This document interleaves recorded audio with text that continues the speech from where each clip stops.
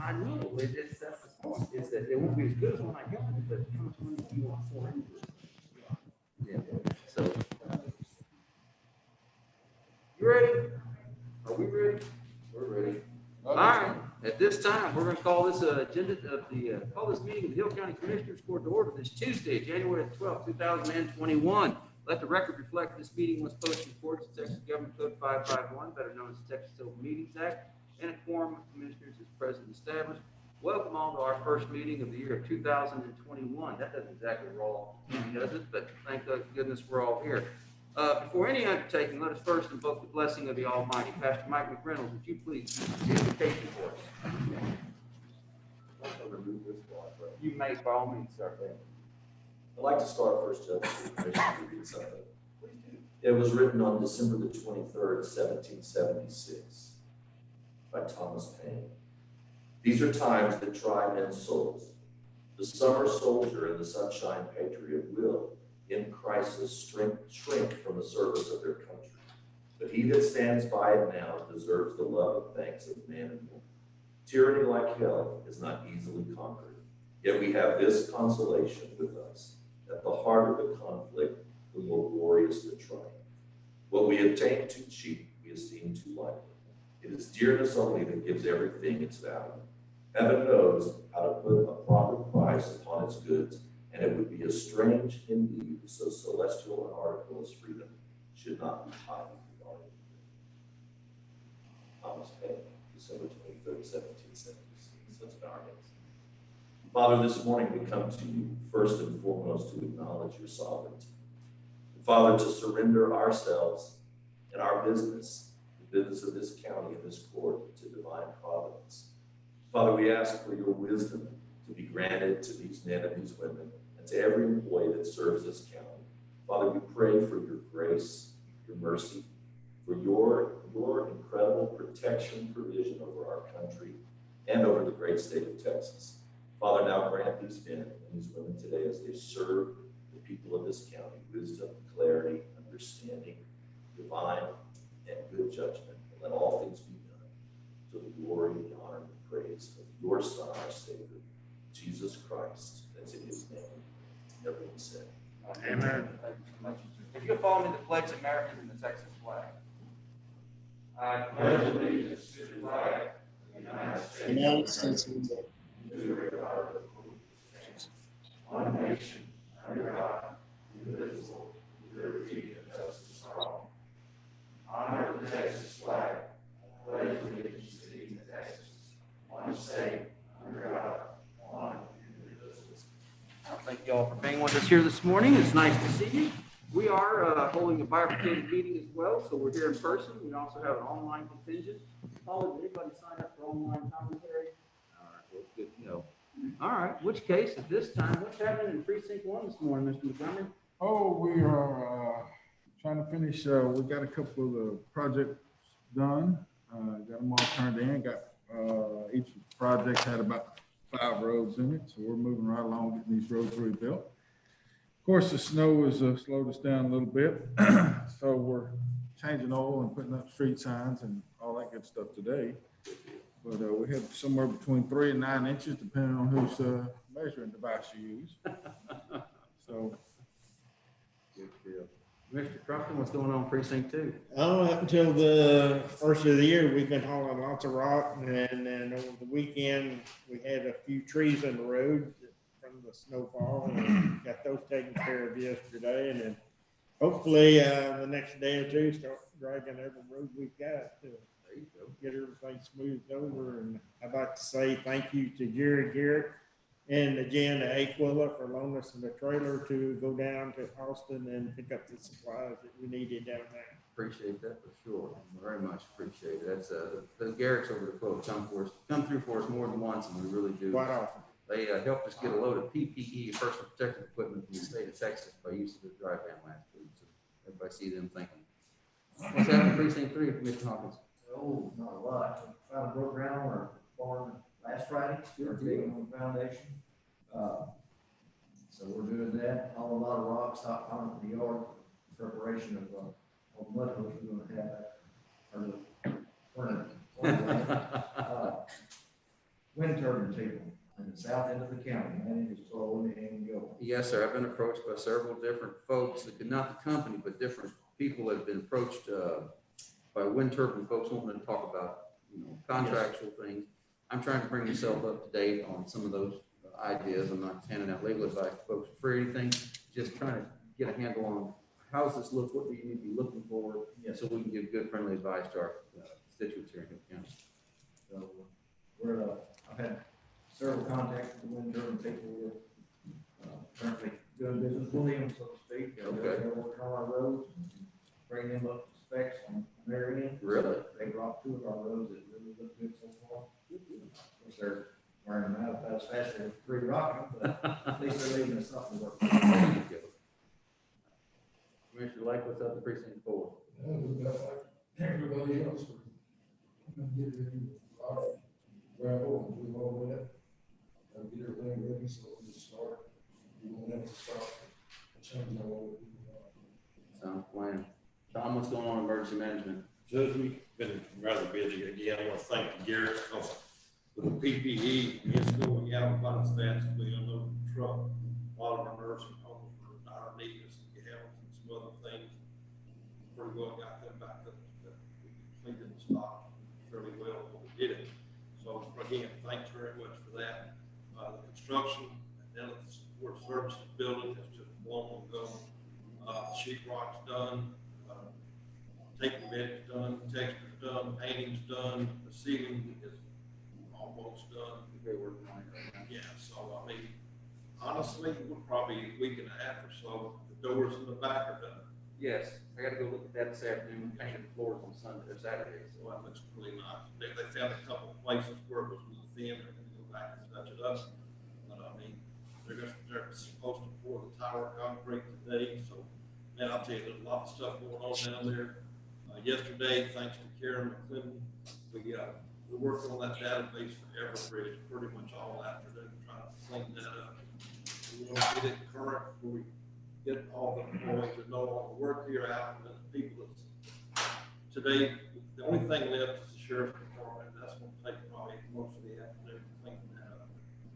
Other than that, snow kind of, thankfully, we had some power outages in the Mount Calm area. Nobody was severely affected, but we've been going, a lot going on right now. Sheriff, what's happening in the sheriff's office? There was a pretty bad accident, it's a fatality accident, 50 and 22, trying to go ahead on this. Jail population's manageable now, we're ready to put on the gas a little more. Good deal. I want to thank Tom for setting our people up for the vaccination. I need the names of other people shot, some of them are going to that. Hill Regional did a wonderful job of getting our first responders, our law enforcement, Hill Regional Hospital out here, getting those folks lined up for vaccines and making sure that. Brookshire's too. Brookshire is also another good one for sure. The state of Texas, I guess I'll jump into my little tirade here. The state of Texas has wholly failed to do its job. As you guys know, I've published before. We don't have a public health district. Like our county to the north, Johnson County, does not have a public health district. So it's not just our size, those bigger than us. Anytime you don't have a public health district, by default, the Texas Department of State Health Services is your health district. So we've been trying to get information out of these folks for, 10 months now regarding going on with the COVID situation. And they've been forthcoming with some things, fall behind. But one of the issues I've got, the worst so far, is this vaccine rollout. Now, they'll tell you, well, there's a website on the COVID deal. You can go look at that and tell you what vaccines are. In mid-December, I was talking with Dr. John Hellerstaff, the State Health Commissioner, regarding information on vaccine providers in Texas. There was a phone call for county judges. There was 2 judges, me and former county judge Don Poole over in Boston County, were the only 2 that showed up to it. Got to spend 45 minutes with Dr. Hellerstaff and Dr. Zerwas, who's in the Texas House, trying to get some information. They were promised then that, hey, yeah, we'll send you this list. And we still don't have, but we'll get it until earlier this week when Representative Cody Harris came through for us, an understanding of who in our counties had signed up to be providers, how we could help those people, how we could encourage those people to sign up, because Texas rural counties are getting the short end of the stick on these vaccines. As you saw in the paper yesterday at the governor's announcement, he said there's 28 centers that are going to tranche a vaccine. Well, those 28 centers, one of them's down in Waco with Clinton County Health, they got 1,500 doses. okay, that's not gonna do anything at the moment. So we're trying to get into our local pharmacies. Thank goodness last week, with a conversation with Cody Harris, he said, well, I think I got something, he passed along a link to it, I'm not allowed to share it, he said it wouldn't. It's an internal link. Texas Department of Emergency Management has been giving the information the county's been requesting to our state representatives, but it's not coming down to us. So again, it's a fight for information for rural Texas. We're getting left out behind. I will continue to fight to get that information. I have not updated the numbers in some time because the Texas Department of State Health Services puts out what I call the line list. That's that daily email I log into the server and I retrieve. It is so woefully incomplete and inaccurate at the moment that I will not put it out there because I don't believe it. For that, it says as of yesterday, in the last 14 days, we had 19 active cases. 14 days, recall, is the number of days it takes for a person who's non-hospitalized to get over COVID as a general rule of thumb. 32 if you've been hospitalized. Well, if you go by their line list, they're saying 19 people in the last 32 days. I can tell you, looking at the Regional Advisory Council's testing list, I know from January 1st, I've had till yesterday, I had 68 people test positive. So somebody's wrong. And I'm going to tell you, I think it's the SHS is wrong. There's no way that I've got 19 people in Hill County that are active and yet 12 of them are sitting in that hospital. At 13th day, it went down yesterday, back up. Okay.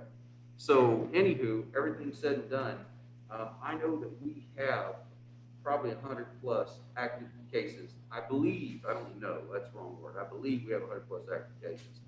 The good news is, if there is any good news at this point, is we are getting the vaccines out. That's great. We just need to keep making sure that we're pushing our representatives, we're pushing ESHS. I have a phone call that'll probably not be the funnest thing on Thursday at 2 o'clock. If anybody wants to be a fly on the wall on that, come on in. With ESHS to air my grievances once again because email's just not enough for me. We continue to push for information, for numbers, to try to get services that we expect. We're taxpayers, we deserve. We're not second-class citizens just because we don't live in the Metroplex. We need to be taken care of out here as well. Unfortunately, I guess it's easier for the governor to go where more votes are instead of taking care of these people down here. So all that being said, I'll continue to try to update you. I'm going to try to put an update out today for the newspaper and for social media, talking about vaccines, where you can go in the county. There are several providers right now that are approved. They're on the federal list originally. That's the Brookshires. That's the Hill Regional Hospital. There are others such as Eubank Drug, Whitney, Eagle Drug, and Hillsborough, and then the drugstore down in Hubbard. Those are all pending approval right now according to their internal database that they've got the paperwork. So know that your local pharmacies are doing everything they can, that they're out there, they're pushing to try to get this vaccine in, and they will sooner or later be successful. There's also several nursing homes on that list. They're doing what they can to try to get that vaccine in. So as we get more information on the vaccine, we can tell you where to go. We're going to put that out. Right now, there's three groups. Group 1A, Group 1B, Group 2. Group 1A was your law enforcement, your emergency personnel, and folks in nursing homes. Group 1B is going to be the folks over the age of 65, those with chronic health disease issues, be it kidney failure, be it obesity, be it pregnancy. Miss Lewis wasn't a fan of that one. She didn't think the other chronic health issues, but anyway. So all those different things, that would put you in that. The best advice I have to you now, if you're interested in getting the vaccine, and I really hope you are, I didn't have my shirtless self in the paper for no reason. I'm trying to encourage y'all to do this. Make sure you call your doctor and then call your local pharmacy. They'll have a list. Get on that list. They'll tell you if you qualify in 1A or 1B. The state says we can vaccinate both of those populations right now. So get on those lists, make a phone call to your local pharmacy.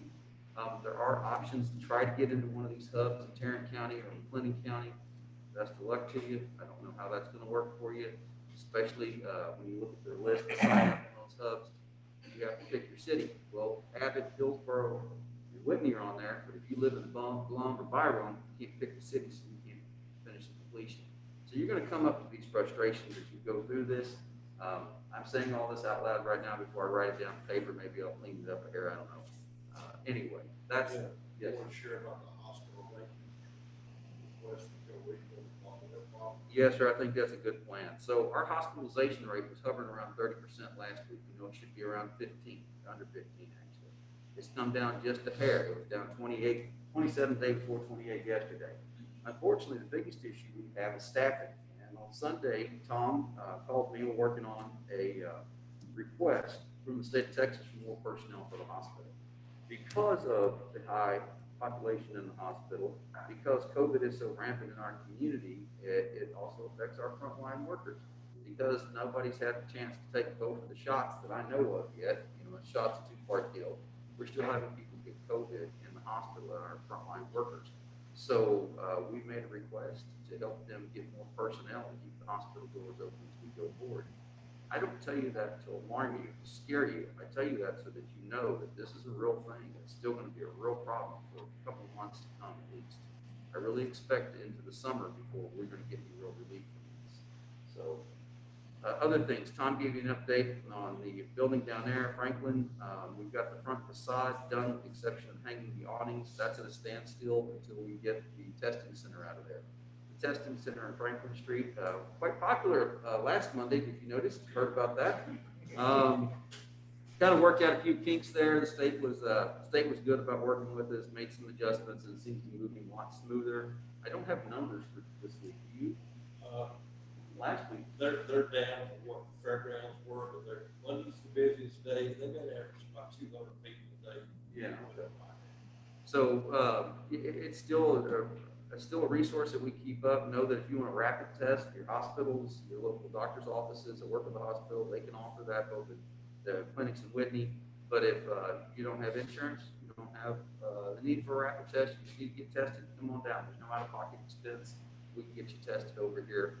This will last until the county fair. Working with the folks at the county fair, we've got to talk about Wi-Fi over there. Wi-Fi out in the county barn for the airfield. I think we're going to use it too. I just want to make sure what's good to go. Okay. I'm going to lung that to the Tammy Christian Fair Board. So you have to get Wi-Fi out there. They're going to hold a lot of virtual aspects of the county fair this year to keep people participating and keep the population low out there. And the auction will be virtual as well, so they need help with Wi-Fi out in the building now. I want to possibly get that taken care of. Otherwise, that's kind of my update. I'm taking a lot more time here than I thought I should, but I think you guys should know what is going on. I hope everybody had a happy New Year's and safe. I think we've got a lot of opportunity this year. I don't want to be all doom and gloom. I see a lot of strengths that we built last year that we capitalized on this year. I think a lot of relationships that we were able to manage to make with each other, some new ones, some improved ones. I think those things are really going to be assets to us moving forward. So all that said and done, is any other elected officials got anything for us? Or Susan, too? Yeah. I was listening to the TAC breakfast this morning Yeah. at 8, so I didn't know if they're going to continue that, if we want to push our meeting back 30 minutes or something to listen to those. I don't know what y'all's feelings are, but I just wanted to throw that out there. Well, that's really a good thought. And I'm on the tax core legislative group. Usually that means this time of year, I'm spending a lot of time, for these odd years, I spend a lot of time in Austin. This year, that won't be the case. The legislative session this year is going to be set up completely different. I was the Texas Association of Regional Council president. I was on the call until about 5:20 last night here. And we're talking about how things are going to operate this session. To go see your legislator, hey, get in the Capitol, you're going to have a negative COVID test to get in. That was as of yesterday. This morning, they're saying something a little bit different, but yesterday that was the case. So to see your legislator, you're going to have to make an appointment. That's going to make it a little more difficult than how we used to do things. We catch people, catch them, and it's more efficient. So TAC is holding their Tuesday morning breakfasts for all county elected officials. I highly encourage you to tune in and just listen to what they've got to say. It's some really great information on what's about to happen. We had one of the largest turnouts this morning we've ever had on our first Tuesday morning breakfast session. Today's the first day of session, if you didn't know. Had about 42 people on that phone call, so that was pretty good. The budgetary shortfall for the state of Texas is down from the $4 billion they predicted last summer to about $1 billion. So that means we're still going to have a rough session. We still have a lot of anti-county and city sentiment in the House and the Senate mainly. So I think it's going to be another rough session for us. You've already seen some bills filed at both bodies regarding public lobbying. We spend no money here on public lobbying. We don't spend money. Both bills are aimed at shutting up your local elected officials so that your state representatives and your state senators don't have to hear from them. That means they only hear from the lobbyists for the fracking interest. They hear from the corporate lobbyists. All it is an attempt by certain factions of your party to use it as public, like taxpayer-funded lobbying. There's no such thing. In most of Texas is through those things, because we don't spend time. It comes out of our dime, our pocket as elected officials to go up there. Last session, they filed a bill that would have prohibited me from driving up to even speaking to them about taxes. Now, that would have been completely unconstitutional had it passed, and the House got smart enough not to do so. But what I'm saying is, these are things you're gonna need to stay on top of this time. There will be some bad bills. If you guys have a desire to hear these morning meetings, then yeah, I have no problem pushing this back to 9 o'clock instead of, and usually with 45 minutes, it should be over. So if you guys want to entertain it, just let me know. But thank you, Susan, appreciate that. And then the tax survey is due this Friday. We had worked on this and then got off of it. So if I'm calling you about needing some information for the survey, it's important to have this data so that the legislatures they can see trends in the counties and make good decisions. So we got a little bit of work to do to get ours completed. The FEMA quarterly reports are due on the 15th. That mainly concerns precinct 1. I do have something for Andy and Martin here that I'll give y'all before you leave today on the culvert projects, 2 culvert projects that are asking for that. Any other elected officials for us this morning? Yes, sir. I know we've talked about it before out at the fairgrounds, they're on the south side of the building. We need to get that poured in concrete. Yes, sir, we do. And sometime in, whenever you think it's possible, I'll get some bids on that and try to get that set up. As soon as I'll possible. wait till after the fair or. We won't be using that in this building this year during the fair, because there won't be an auction down there, so if you want to go ahead and get started, I'm all about it. Well, that's what we were told. We were told we got trouble getting concrete in Hill County. This poor job that's going on out here for John Mansfield in the industrial park, apparently it's taking every last bit of concrete that's available at the moment. But you may have people that have other sources as well, so. Okay, anything further? Nothing for us? Okay. Anything, Constable? All right, we're gonna move right along then. It's time for open forum. If you're here to discuss something that's not on the Commissioner's Court agenda, but you want to bring to our attention, this is your opportunity to do so. If you would, please show respect to the Commissioner's Court as we respect you, and try to limit your comments to about 3 minutes in duration. By all means, Mr. Duncan. For recognized Mr. Tad Duncan, President ESD number 2. Based on our conversation a couple of weeks ago about the vaccinations and things. Yes, sir. Let ESD2 know if there's any way at all we can help. I don't know what form that would take or anything, but let us know. Wonderful. Second thing is, Mr. Lake, we've got a new ambulance station up in the precinct in Itasca, open for business and Good making deal. calls, and helipads have been used, and so I want to let you know about that. Third thing is, with the county fair coming up, last year we had Care Flight stationed there. Would you like us to do that again? I would like it, but let me, before I step on toes, after this meeting, I will call Tammy Christian, and you will hear from me before lunch on an answer to that question. Perfect. I'll wait for your call and let you know. Good deal. Thank you for that offer, though. We're in the process still of planning that ambulance station here in Hillsborough. We've working on foundation plans and trying to get all our plans together before we put out an RFP on that. So hopefully we'll have an ambulance station in the next few months here in Hillsborough. Wonderful. Good deal. Look forward to that. Thank you so much for both. Mr. Stahl, thank you as much for what both y'all are doing as well. So, anybody else for open forum? If not, we're going to move into the consent agenda. So today's consent agenda is action on minutes of December 22nd, 2020. Action on the invoices of December 29th, January 5th, and 12th of 2000. December 29th, 20, January 5th, and 12th, 21. Action on payroll for December 31st of 2020. And we will not be taking action on the monthly. No, we will have the monthly report on revenue and disbursement. I'm sorry. Think of something else. Okay, let's talk about that invoice for Santiago. What do we got here? That's down further in the agenda though, isn't it? No. I think so. No, it's not. So what we've got, wait a minute.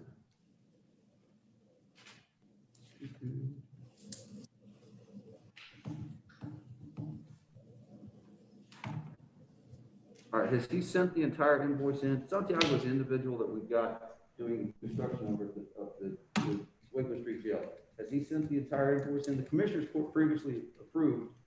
Is he finished with construction over there? He's finished with what we contracted for. Okay. But we added so much more in the process, but what he contracted, the framing and the sheet rock and painting is done. Okay, that's done. I've seen that and I'll sign off on that. It is done. So that was amount of $7,500. Gentlemen, can we amend this to include the full payment of $7,500 to the construction outfit that's doing that? Need a motion? Yeah, if we're gonna approve these, if you, a motion to approve the consent agenda with the amendment to pay the full amount of $7,500 to Santiago Construction. Second. There you go. Any discussion? Thanks for reminding me. Change my paperwork now. All right. Anything further discussion? Anything we talk about? All right, if not, all in favor say aye. Aye. All opposed? Any abstentions? Motion carries. Thank you very much. Moving on to court orders this time, discuss and approve employee wage status changes. Did we make a motion on the consent agendas? Oh, no, we didn't. The motion was paying, Yeah, well, we need to go ahead and make a motion on the whole consent agenda then. make a motion to approve consent. All right, we have a motion and a second to approve the consent agenda. Any further discussion? You guys don't keep me in check. This mask prohibits me from drinking as much coffee as I normally do, so. All right. No discussion? All in favor say aye. Aye. All opposed? Motion shall carry. Now we're gonna move along to employee wage status change.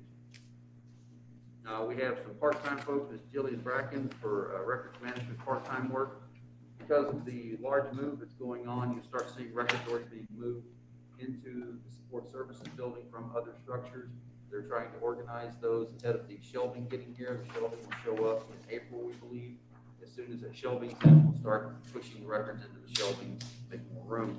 But in order to facilitate all of that, we have hired some folks, some younger folks, I should say, part-time and college break there to help us with those processes. Mr. Andrew Cross is transferring from the jail at the sheriff's office. Good for him. Mrs. Rachel Collender is transferring courthouse. Wow, welcome to Mrs. Collender. All right. Kendrick Scott is going to transfer from the jail over to the SO. Good for him. Kevin McCarthy is transferred from the jail to the courthouse, which transferred. Kevin's been here a long time. He just cleaned up some paperwork there.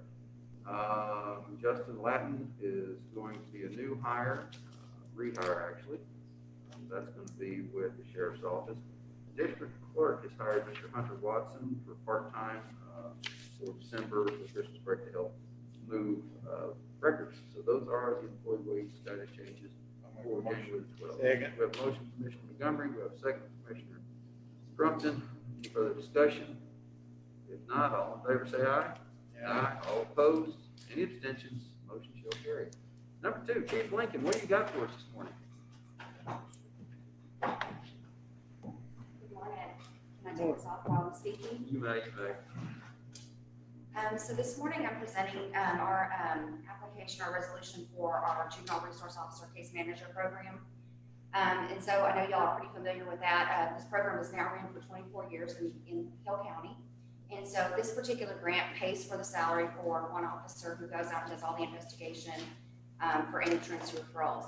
What's really unique about our program, again, is that we go out at number 3 of unexcused absence.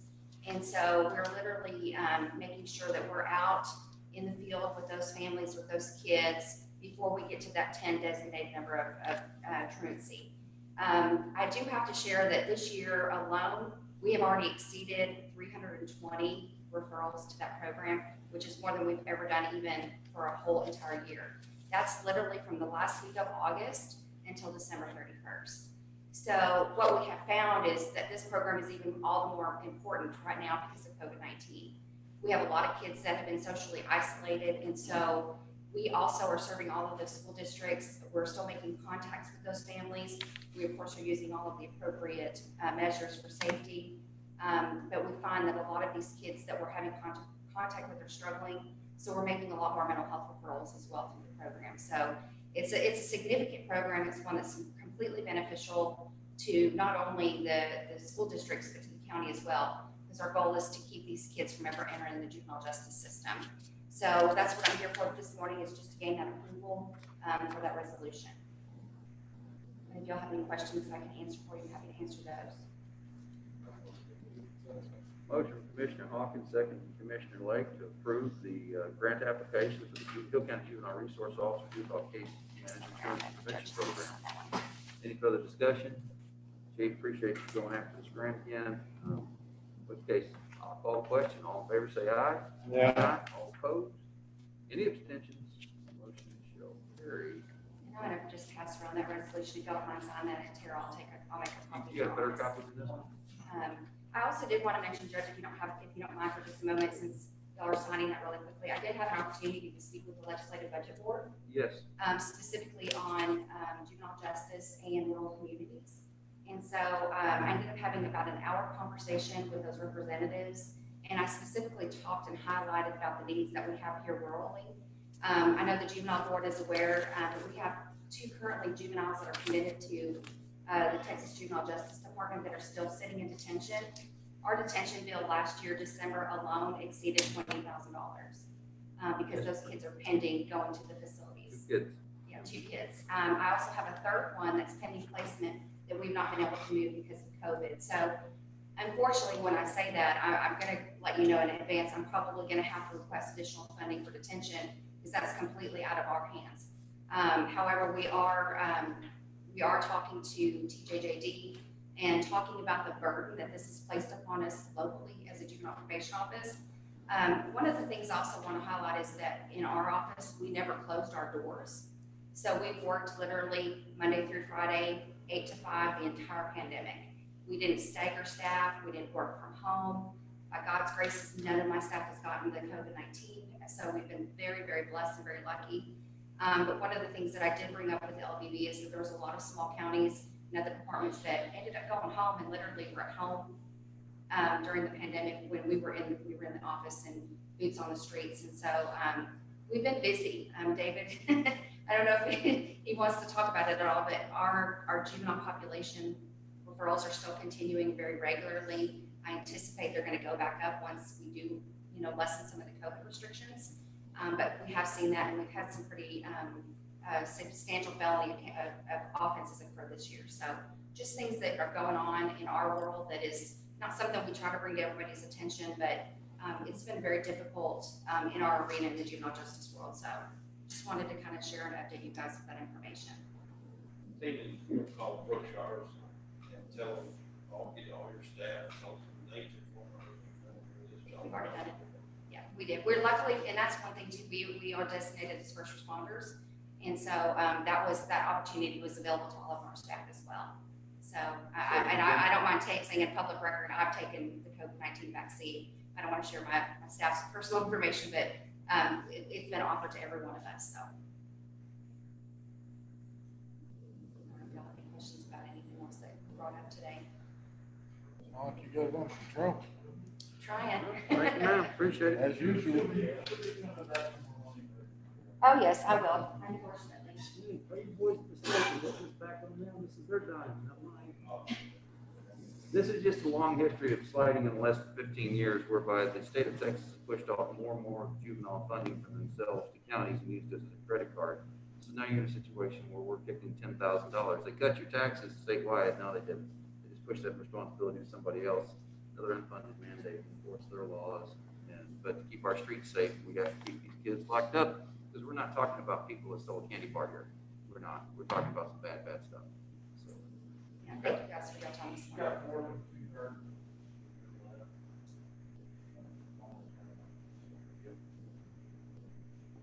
And the response we've got from the state is that when kids are in detention, that tends to be a county responsibility. However, this has by far exceeded the county responsibility when we have kids that are already committed that are just sitting in detention with no mental health services, no services whatsoever, just literally sitting in a detention bed, not getting those services that we normally would have for them if they were already sent to the facility. So. You gentlemen remember, we've seen the same problem on the adult side as well, but we held on inmates way past the 45-day limit. They were already committed. The state has no intentions of reimbursing us for that whatsoever. Like I said up front from the beginning, no matter what they tell you, you're not going to get paid back for it. So the state won't be paying us back for that. They'll be keeping money from the feds that was intended for that for themselves. So we will be, again, their credit card and their piggy bank. This way it's gonna be, it's gonna hurt local taxpayers, and I hate it, but there's no way around it. You get what you people on the street. And if there's updates that you guys ever would like about just statistics of what we're doing in our office, I try to keep the juvenile board and of course the county attorney's office aware. But if there's any information you ever would like, just to kind of see what we're doing from that fiscal responsibility or just referral wise, I'm happy to share that with you guys as well. Sure. Just let me know what you would like and I'll get it all together for you guys and I'll present it for you guys. Happy to do that.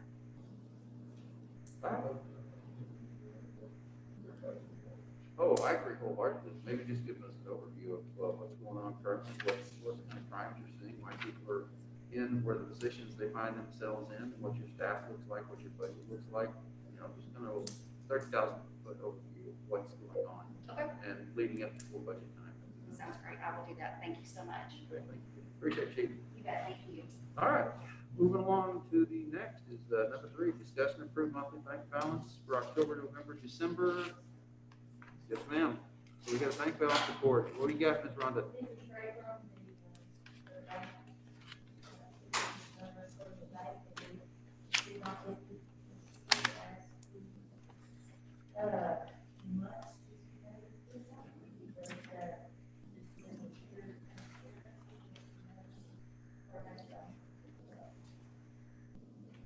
So what we're looking at then is our Citizens State Bank or Wells Fargo accounts, and these are respective accounts for JPs.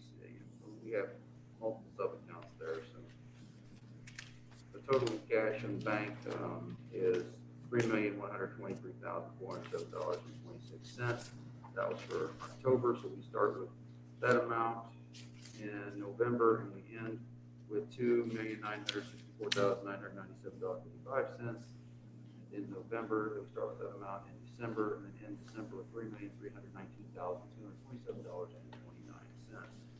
That is the monthly bank balance report for October, November, and December. Make a motion.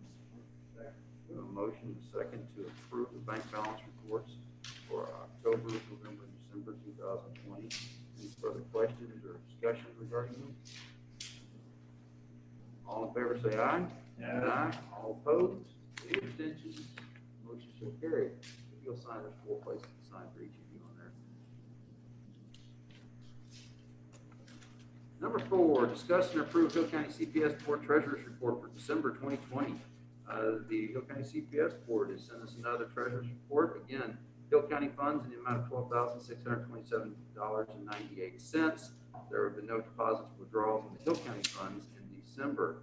Overall, their 501c3 has current assets in the amount of $69,024.33. That's going to be split over several different accounts in different banks. And then for December 20, we had ordinary income of the Christmas Wish. They raised $500, another $100 in public donations, total income of $600. And then the expense, of course, Christmas, they always try to get these kids gifts. They try to get that stuff out. So this is one of their more expensive months. And it was $2,822.18. So for a total net income in the month of December of $2,224.18. So not too terrible. Doing a good job with it. It's really are. Make a motion approved. Second. So motion is second to observe the report of the CPS Treasurer's Report for December 2020. Is there any further discussion? If not, all in favor say aye. Aye. All opposed? Any abstentions? Motion shall carry. Discuss appointments emergency service district boards. So this is the meeting where we make that call for anybody that's interested in serving on emergency service district number 1, which is fire, emergency service district number 2, which is ambulance service boards. Those boards cover respectively most of Hill County, and I would entertain anybody that is in the public. In the years past, we have not done this as much as we should have to advertise. There was some criticism of that. Any person that may be interested, please send your resume to us. We will go through it, we will look at it, and we will make our decision accordingly at the last meeting of this month. So I believe that there's going to be some spots on ESD 1 that we're going to have to fill. One member of that board was elected to a local school board and is let us know that that spot will need to be filled. And maybe other changes, I don't know, but all that being said, Chad, is there any openings on your board at this time? I don't believe. I didn't think so either. So anyway, we make the general call of this meeting again for anybody interested in serving on the Emergency Service District boards. And at our next meeting, which will be 2 weeks from today, we will take action on those. Okay. That's all I got for you on that. Number 6, discuss and approve bonds. List of bonds. We have some bonds today. We got Larry Crumpton, Martin Lake, Sheriff Watson, Richard Holmes, Charles Jones, John Miller, Kevin Cordell, Susan Swilling, Mark Pratt, Marshall Eubank, Terry McElrath, Larry Armstrong, and of course our own Andrew Montgomery. So those are the bonds that we have today. Make a motion to approve. Motion and second to approve. Thank you for making that easier. I appreciate that. So, any further discussion? I'll call the question. All in favor, say aye. Aye. All opposed? Motion carried. Number 7, it's that time every 2 years that we will observe and record an auditor appointing Susan Standiford Swilling as the Hill County Auditor. The District Judge of 66th Judicial District, Mr. Lee Harris, has once again appointed Susan Swilling as the County Auditor, and it is for a term of 2 years. Is there a motion to approve? Make a motion. Second.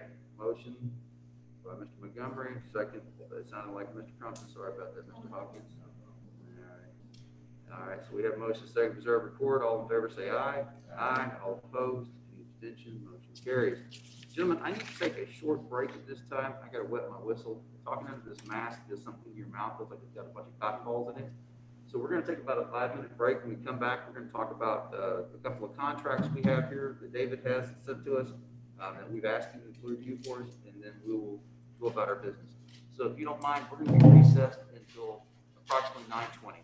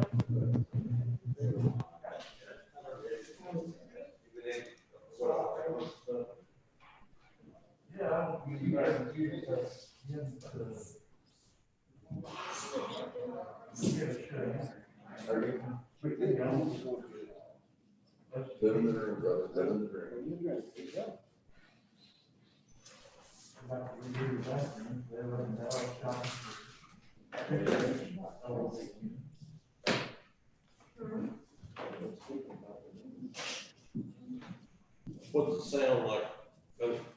It sounds pretty good. Whenever he's a little bit hard to hear when he leans back. When he leans forward, it's great. But he leans back, I mean, I still hear him. Well, you make it work, that's not a problem. It's just, much as they shuffle paper, it's gonna make that really, really loud. So I'll find a mile. We got a lot of room to boost it up to where he can definitely be heard. That will get some microphone, let's see what they do. We make it a little hot together. Feel tough, just tap on it.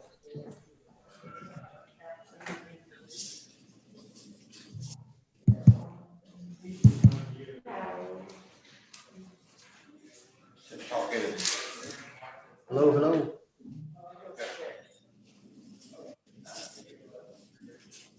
Hello, hello. That should be, Okay, I mean, I can make it more, but I mean, that should be enough. I can hear it. When he leans forward, it's great. You know? I knew when Martin, he was looking down and away, I figured that was not gonna be very good. But and the good thing about this is we can make it where you can hear everything, but as much as they shuffle paper on the desk, that's gonna be the most, it's gonna be aggravating listening to that all for the whole time. Anyway, we'll see how that goes. We need rubber paper. That's what we need, is just rubber paper so it doesn't make any noise. Which one did you? This one on the side. The bottom one? Yeah, these right here. Just turn it up a little. Well, I'll take it, move the mic back a little bit. he wouldn't have an approach.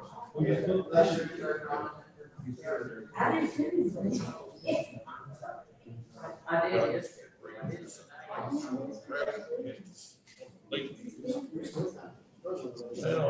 Hold on.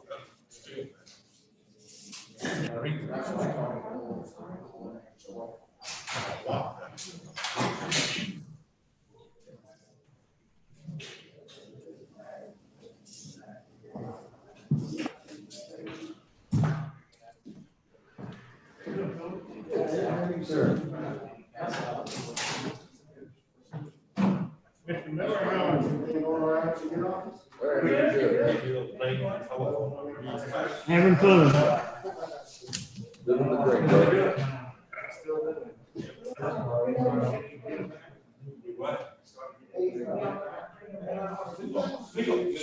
Still have some issues breathing.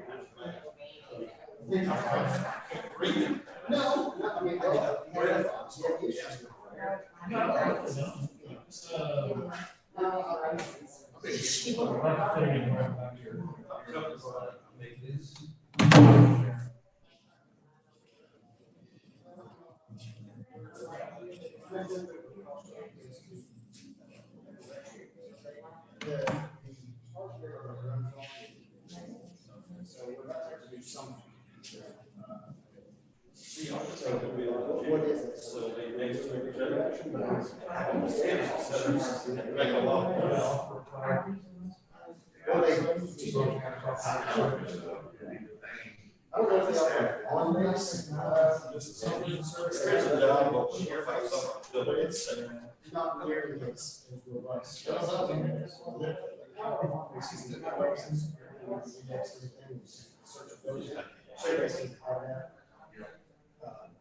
But I know they're going to use, nearly everybody uses it, everybody knows it. So basically upgraded the next slate to greatest. That would be easiest for us, everybody. So,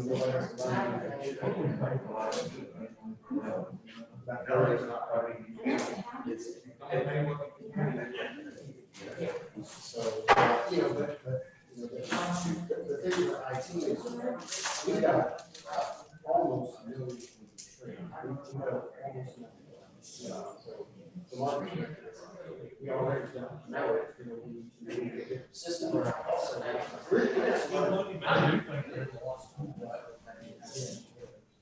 it seems pretty powerful, you know, it's nobody really checking. Everybody seems to be okay for the most part. And a lot of person, they use it. You know, so it's like a pretty robust system. Well, so I wanted a tree like module for my office, and one of those was Sharon's.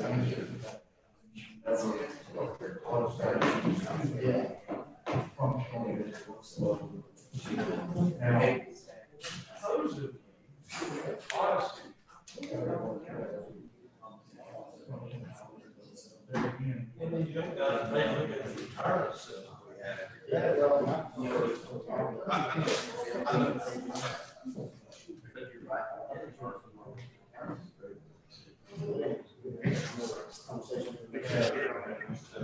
Best thing that you can do.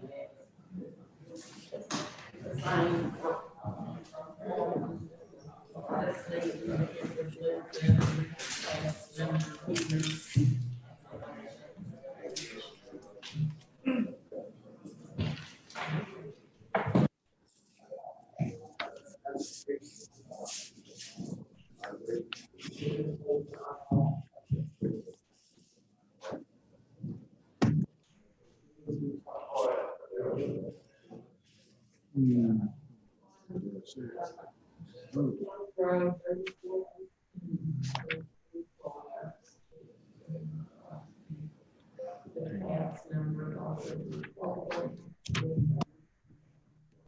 know how she logged and then the same, this is.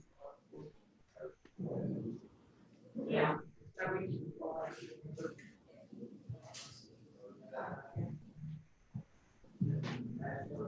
David, in the budget, in the budget.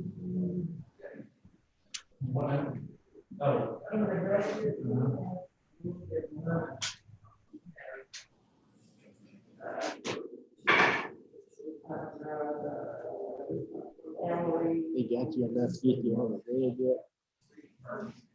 Let's turn into more projects, man, it's about 370,000.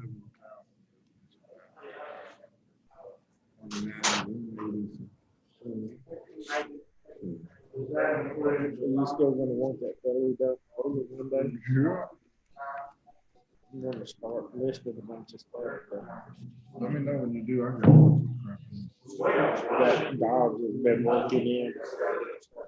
Pallets, crap, and 12G stuff has been sitting there for years. Oh, just a bit on the pallet.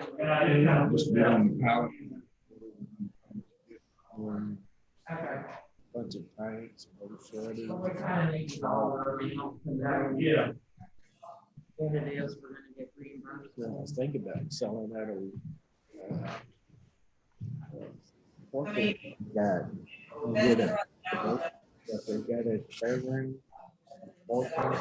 It's good. Oh, she gets there? Oh, yeah. Sucker was good. So I left them to buy. Yeah, they were good. All right, everybody get a copy of this. That. And you have a copy, we got a copy, good. Okay, this time, it's 9:21. We're gonna call this meeting back to order from recess. This is a continuation meeting we started this morning, the 12th day of January 2021 at 8:30 a.m. So first order of business is discuss under action on a contract between Hill County and Rawhide Partners LLC for the construction of a new precinct barn for Road and Bridge Precinct 3. Mr. Holmes, you've got the floor. So Rawhide has presented an AIA form contract with the American Architect. American Institute of Architects. Institute of Architects. AIA contracts are very common in construction industry. I work with them a lot when I practice law in Tulsa. They've been litigated a ton, so they're fairly reliable contracts. We just tailored it to the specific terms of construction. It's got a new maintenance barn. It's got the breakdowns of the drawings on there. Way the construction to be completed by June 12th. Without anticipate being a problem. We put the insurance amounts in there. And the only thing we should do is work the file with post office tax reviews. That being the advertisement with the specs in it, the actual bid submitted by Rawhide and addendums from the previous meeting. Those are being incorporated in the contract. Make sure we're missing the same. So we need to attach those. So I've just addressed the draft copy around, I've not accepted changes on this document, but I have. Okay. All I- Representative Ron, you. Yeah, you're. Did you get the email? I did. I did. What you got? Two copies of the contract, also draft on. Okay, same thing as this. I get this, we'll pass it in. Okay.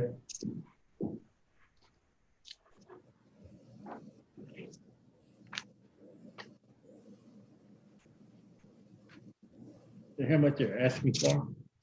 Contract sum of $567,078, and for purposes of payment, the contract sum includes the following values related to portions of work: the pre-work construction, $28,353, the general requirement cost of $89,000, the foundation complete, $150,000, the building rough in of $83,000, weather tight of $103,000, installation finished carpentry of $75,000, and building completion cost of $38,725. So that's that. The payments, so follows on Article 12. So Article 12 thereby lays out what our sums are. We're talking about this in just a second. Look at the architect under Article 9, changes in work, payments and completion. Contract sum stated this agreement, including authorized adjustments to the total amount payable by owner to contractor, performance of work under contract documents. And that will be the drawings that the architect has provided for this particular document, this project, forgive me. Applications for payment, at least 10 days before the date of established progress, contractor shall submit an architect an itemized application for payment of work in these matters. So we have, then you talk about contractor warrants title of work and then certificates of payment within 7 days. The architect will, within 7 days after they receive the contractor's application, either issue owner a certificate of payment in full for the amount of application of payment with a copy, or issue owner a certificate of payment for such amount architect determines to be proper, or withhold certification if for some reason he thinks it's not. I have not spoken with him or group about that, because they're kind of excluded in that. They're not party to the contract necessarily, but they are prominently mentioned in the contract. Correct. I would say unless they say just King's X, then we're, but they are going to have to be on site to do some of this looking, aren't they? Well, historically, we contact architects, we have a question. They come out and approve or disapprove whatever. When it comes to payment, it's completely up to the customer. Y'all want them to see it before we get paid, and we follow out to approve it. If not, Gotcha. we built the ESD station over in Itasca as well. Same contract, same scenario. Their attorney in Austin raised the same questions you guys are. We never called the architect out for payment. Okay, because MRB was gonna charge ESD money to come out and do that, and Tad and those guys said, you know what, we don't need to pay them, we can look at it So I was ourselves. gonna ask, are they gonna Oh, charge? heck to yeah, they're come going out? to charge us. Yeah. My lawyers are easier on me than they are. So, yeah, nobody works for free. So, anyway, things to be thought of. So what you've got is the contract as, it seems like we have agreement on their parties, our attorney's good with it, and know that right after this, that we're going to make a first progress payment, will be the second part of this. So this is item 8. Item 9 is going to be discussion or action on first progress payment. So first thing is, let's deal with the contract between the two parties. Commissioner, your thoughts? I'm ready to go. Second. All right, so we have a motion and a second to approve contract from AIA document between Hill County, Texas and Rawhide Partners LLC for the construction of the Hill County Maintenance Barn Precinct 3 in Penelope, Texas. Ms. Swilling.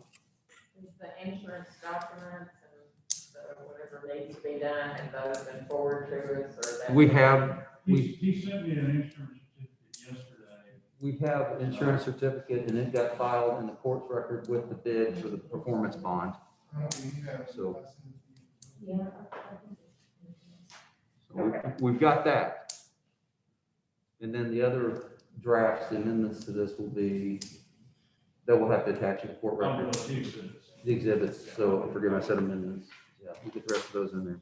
All right, so there's a motion and a second. Is there any further discussion on this? Scotty, I think you're doing the right thing. The barn you're in is a hazard, so I'm really glad to see us moving forward after 100 years. And I think you're doing the right thing for Precinct 3, and it's gonna serve those folks for a long time. Well, I just hope it's, here again, y'all keep calling it my barn, Precinct 3 farm. I agree. Know that? Yeah.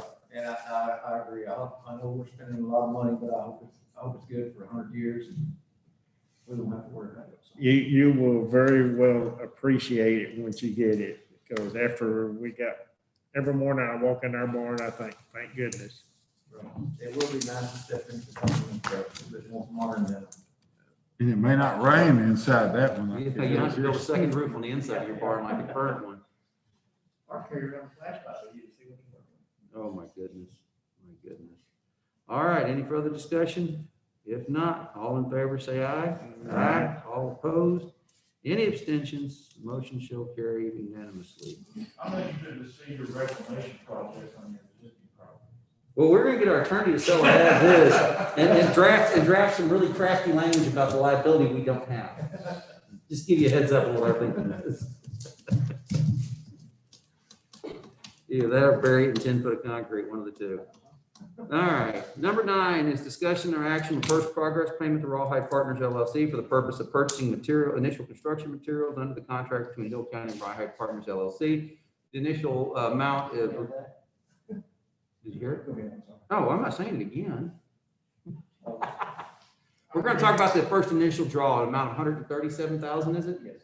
137,000. That's the materials. So we have a bond from the gentleman. If he absconds with us, we got that stuff. I don't think he's going to abscond with our money, but we have to talk about that openly. Sorry.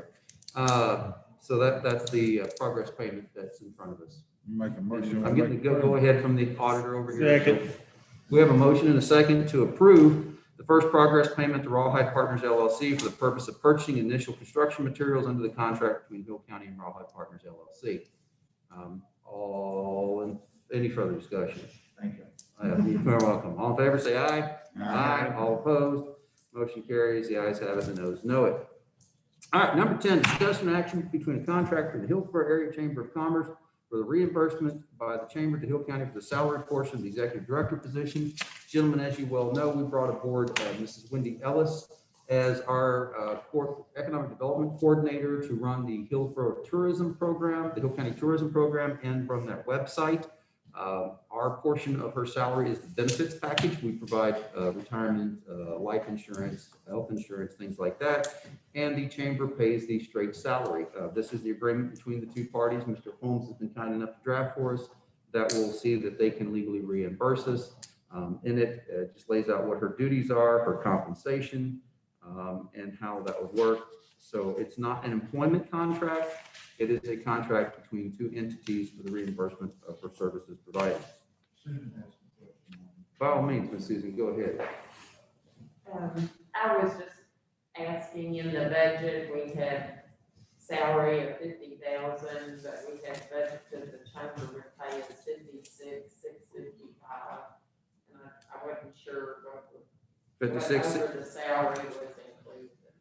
Well, that is a great question, because I don't have my notes right in front of me, and without them, I can't tell you. I can definitely stop and look that up, or we can bring this back to next Commissioner's Court. We have both of those options. So I don't remember if it's supposed to be 50 or 56, it's 75 now, without. I have the budget, but I don't remember. That's been a few months Yes, ago. ma'am, it was a few wild and woolly months ago. So we have 50,000 for staff wages, and then Social Security, Medicaid, unemployment. Well, I know that we're taking care of health insurance and life insurance and retirement. Those are the benefits portions of things. So I guess they need to be paying the Social Security and unemployment tax. That would go along with the salary. I would say so too. And the workers' comp is probably on us though, since she's a county employee, I would think. But $147, I think we can spot. Worried about that. I apologize. I just looked at it this morning. Well, I think it should at least include the $3,825 for Social Security and Medicare. I think it should include the unemployment tax of $115.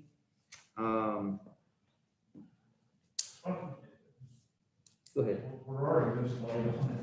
Why don't we table it today so we get it right? I think that's a good idea. I agree with David on this, and we'll just bring it back next Commissioners Court meeting and deal with it then. And that'll give them time to make any commentary as well on what they may need. So I'll ask for no action on item number 10, and we will table it until our next Commissioners Court meeting. Okay. Number 11, discuss and approve monthly reports from fee offices. We're going to hold off till next Commissioners Court on that as well. Number 12 is discuss and action on closing a bank account. That bank account, let's talk about that. What do we got? back when, we had a constable that had a drug dog. Mm-hmm. They supposedly participated in a federal seizure case where we were supposed to get some funds. And the general fund put $100 in there to open that account, and we never got any money. A few times I've asked about it, they thought maybe the paperwork never got filed, so it's just a chore for us every month. We have to transfer 2 cents or quarterly 6 cents back to the general fund. I just think there's no need for it, and we just like to close it. Make a motion to close. Second. Motion to second to close. Any further discussion? If not, I'll call the question. All in favor, say aye. Aye. The All original opposed? to pass. Motion carries. Next is a discussion that we need to have, and it's regarding action on uniform expenses. As we see other departments grow, we're happy to see folks providing service to the community, but we're seeing things happen that we haven't done in the past. We need policy to guide us on these decisions. So one of it is the discussion and definition of a uniform expense for county purposes. This isn't directed to anybody individually. It's just that we have to stay inside IRS compliance rules, and we need to just put it down on paper what that is to give everybody plenty of guidance so we know what the rules are, we can follow the rules, and we can move forward. Plus, it's a good discussion to have time to time to see if we need to modify where we can modify. Are we being too lenient? Are we being too strict? We need that input from our county officials. So the background is during the budget process, the commissioners approve a budgetary line item for certain departments to have a need for uniforms. As you remember, in the past, the commissioners have designated which departments those are in a separate order. Uniforms are required to identify Hill County employees to the general public. For IRS purposes, to be excluded from wages of an employee, uniforms must be specifically required as a condition of employment and cannot be worn or adaptable to general use as ordinary clothing. And for the record, the clerk is beating on me over here. So no description of exactly what constitutes a uniform under Hill County budget guidelines has been provided to date, and therein lies the catch. We've got to describe what a uniform is. The purpose of discussion is to formulate guidelines for Hill County officials and or staff to follow in procuring uniforms, whereby the uniforms conform to non-taxability under IRS guidelines and Texas laws. If an elected official purchases a uniform for himself, herself, that cannot be excluded as wages, then it is not allowable under the laws of the state of Texas. Another reason for the discussion is to deter from current budget philosophy with respect to a budgetary line item for uniforms, which allows elected officials to manage their full budget except salary and permits certain line items to exceed the individual budget line as long as the total budget is not exceeded.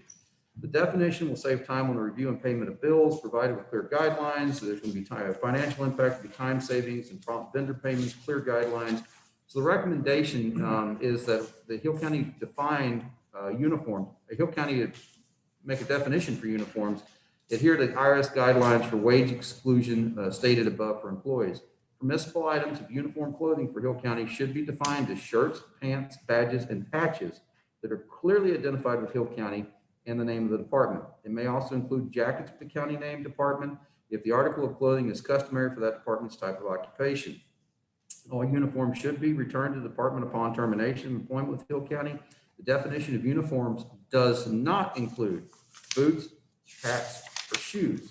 If the department has a special need for the specifically excluded items, they can bring the request before the Commissioners Court for prior to purchase approval. I also recommend that expense for uniforms not be allowed in excess of the department's budgeted uniform item unless budget amendment is requested prior to purchase. So when we have people go out and take a uniform line and buy something, for example, hypothetically, a set of boots with it, that doesn't fall inside the IRS guidelines, therefore that is taxable to them. We need to be very clear in our policies that, hey, this isn't something we can do. But to do that, I need to have conversations with the sheriff's office. Do you guys provide boots or shoes? No, sir. I didn't think so. We don't. We provide everything other than boots and skates. Gotcha. Thanks for that one, Chief. So I think it's a good policy that we define exactly what is what. We can have a conversation today and we can take action at the next meeting. I don't have an order drafted out at this time for you. I have very good, Susan did most of the legwork on this, by the way. I don't take credit for her work, but she is right in that the IRS has strict guidelines and we don't want to fall foul of them. And we would like to give direction to every elected official that has that. So I would probably suggest two things for our next commissioners court meeting. I don't need to make it longer. One is review of the departments allowed to have uniforms, because we do have that right now as budget line items, but at least take that matter up before the next budget year. If we need to make changes, we'll make changes. And number two, a definition in writing as an order for what is allowable as uniform expense, what is not allowable. Is everybody okay with that? And by the way, if you see the Assistant Emergency Management Coordinator wearing a jacket that says Hill County, I paid for that, and Tom Hammer paid for that as a Christmas gift for him. So that was not county funds, because he's not budget line item. Anyway, so, and we do have people that do buy their own shirts. We have people in the county that put an emblem on it, and they do it. So I don't want anybody getting accosted simply because it's not your budget. You know, hold on, wait a minute. Some people show a lot of pride in their job, and I think that's great. Some of those uniforms, though, we just can't justify under IRS guidelines under Texas state law. So you're always welcome to buy a shirt with the Texas seal on it and it says Hill County, but we can't budget for all of that. So anyway, those are things that I think we need to talk about and have a written policy in, and I'd like to bring that forward to you. Any further discussion on that particular matter? All right, Susan, are you good with that? Yeah. Okay. I wanted the sheriff to have a chance to look at it, and I didn't get it to him in time for adequate review. First reading, as we call it, if we're at the city council. So first reading. All right. So that's on the door. Number two, before we end this meeting, Mr. Philip Cantrell, please forgive me. I forgot to ask our IT director what he's got going on. Philip, what's that one today? Hey, good morning, Judge and Commissioners. Yeah, I just wanted to give an update. IT, since the last meeting and today, we have upgraded all of the computers over at adult probation. We finished that project, wrapped that up right before the end of the year. And let's see, we also, the cartograph, as you are all aware, you signed off on the Orange Advantage program, which is to give us a dedicated project manager to help us clean up our cartograph system. So just got that executed. I'm going to be having a project kickoff call with them tomorrow, so we can get the ball rolling. And I'll probably bring in some of the folks from Lissa and Carla and perhaps someone from the auditor's office to just have some input once we to get the ball rolling on that. And let's see, excuse me just one second. The remote, we got the remote magistration for Judge Brazel so that he can remotely magistrate folks over at the jail. We got that. We had to order a laptop for that and play around with some technology to get it up and running, but it is up and running, and he's held some hearings already for that. So I think that's wonderful. Poor Judge Brazel got to go to that jail 7 days a week unless he makes other arrangements of some sort. So the ability, number one, for him not to have to drive there Sunday before church or Sunday after church is great. Number two, because of the COVID situation, thankfully the good judge has stayed healthy and his family stayed healthy, but it's one less person to carry COVID into the jail during these situations. So we're happy and thankful and very thankful to you, Philip, for getting that project completed. Yes, sir. Good deal. Thank you. One last piece of business before we close out today and make a big motion. I have a letter to read to you, and I should have done this earlier and I forget. And this letter is from Mrs. Karen Youngman, our longtime employee over, our employee and state's employee over to AgriLife Extension. And it's dated January 11th, 2021, and it's dated to Honorable Judge Lewis. Please accept this letter's notification of my official resignation with the retirement date of January 31st, 2021. It has been a pleasure being part of the Hill County Extension as County Extension Agent, FCH, for the past 12 plus years. I truly appreciate the many career opportunities you and the Hill County Commissioners Court have afforded me over the years. Please find my personal phone number at the bottom of this letter should you need to contact me after my retirement. Again, I thank you for being supportive of my family and community health programs throughout my many years in Hill County. Warmest regards, Ms. Karen Youngman. So we hate to see her go, but we wish her a very happy retirement. I hope she gets to do all she wants to, but that is going to be an incredibly large pair of shoes to try to fill. Ms. Youngman has done so much in coordinating with the other officers over the years. I've already talked with Mr. Kelm. They will start the process. They're actually starting the process now, and they will backfill that position. But to find a candidate with the quality that we're losing is going to be quite difficult. I'm sure they'll do their best, but I wish Mrs. Karen Young a happy and eventful, maybe not eventful, maybe I should back off. Just a happy retirement. Nowadays it almost occurs. So that being said, that is all that I have today, Commissioner. I make a motion to adjourn. Motion second, we stand adjourned. Thank you for your attention to this matter. Oh, boy.